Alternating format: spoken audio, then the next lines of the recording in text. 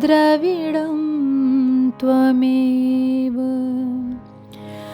त्वमेव सर्वं मम देव देवा। श्री गर्ग संहिता के माधुर्य खंड का 22वां अध्याय। श्री कृष्ण का नंदराज को वरुण लोक से ले जाना और गोप गोपियों को वैकुंठ धाम का दर्शन कराना। श्री नारद जी कहते हैं, एक दिन की बात है, नंदराज एकादशी का व्रत करके द्वादशी को निशीत काल में ही ग्वालों के साथ यमुना स्नान के लिए गए और जल में उतरे। वहाँ वरुण का एक सेवक उन्हें पकड़कर वरुण लोक में ले गया। मैथिलेश्वर, उस समय ग्वालों में कोहराम मच गया। तब उन सबको आश्वासन दे भगवान श्री हरि वरुणपुरी में पधारे और उन्हें सहसा उस पुरी के दुर्ग को भस्म कर दिया।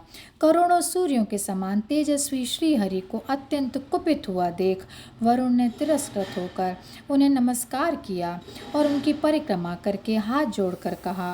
वरुण बोले, श्री कृष्णचंद्र को मेरा नमस्कार है। परिपूर्णतम परमात्मा तथा असंख्य ब्रह्मांडों का भरण पोषण करने वाले गोलोकपति को मेरा नमस्कार है। चतुर्व्यूह के रूप में प्रकट तेजोमय श्री हरि को मेरा नमस्कार है। सर्व तेजः स्वरूप आप परमेश्वर को मेरा नमस्कार है। सर्व स्वरूप आप पर ब्रह्म परमात्मा को नमस्कार है। मेरे किसी मूर्ख सेवक ने यह पहली बार आपकी अवहेलना की है, उसके लिए आप मुझे क्षमा करें।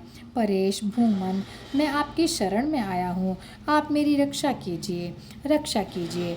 श्री नारद जी कहते हैं, राजन, यह सुनकर प्रसन्न हुए भगवान श्री कृष्ण नंद जी को जीवित लेकर अपने बंधुजनों को सुख प्रदान करते हुए ब्रजमंडल में लौट आए।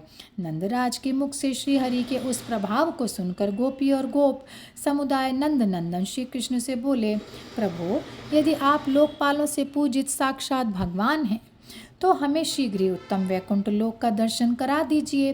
तब उन सबको लेकर श्री कृष्ण वैकुंठ धाम में गए और उन्होंने ज्योतिर्मंडल के मध्य में विराजमान अपने स्वरूप का उन्हें दर्शन करा दिया। उनके सहस्त्र भुजाएं थीं, किरीट और कटक आदि आभूषणों से उनका स्वरूप और भी भव्य दिखाई देता था।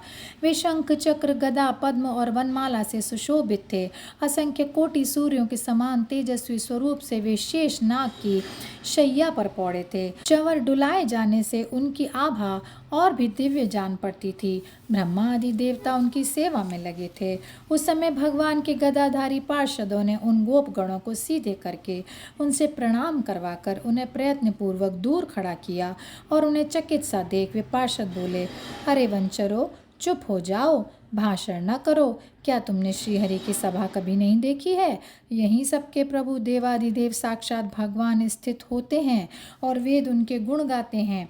इस प्रकार शिक्षा देने पर वे गोप हर्ष से भर गए और चुपचाप खड़े हो गए। अब वे मन ही मन कहने लगे, अरे यह ऊंचे सिंहासन पर बैठा हुआ तो हमारा श्री कृष्ण ही है। हम समीप खड़े हैं तो भी हमें नीचे खड़ा करके ऊंचे बैठ गया है और हमसे क्षण भर के लिए बात तक नहीं करता। इसलिए व्रत से बढ़कर ना कोई श्रेष्ठ लोक है और ना उससे बढ़कर दूसरा कोई सुखदायक लोक है, क्योंकि व्रज में तो हमारा ये भाई रहा है और इसके साथ हमारी परस्पर बातचीत होती रही है। राजन, इस प्रकार कहते हुए उन गोपों के साथ परिपूर्णतम प्रभु भगवान श्री हरि व्रज में लौट आए और यहीं पर यह अध्याय समाप्त होता है। जय श्री कृष्णा, जय श्री कृष्णा, जय श्री कृष्णा।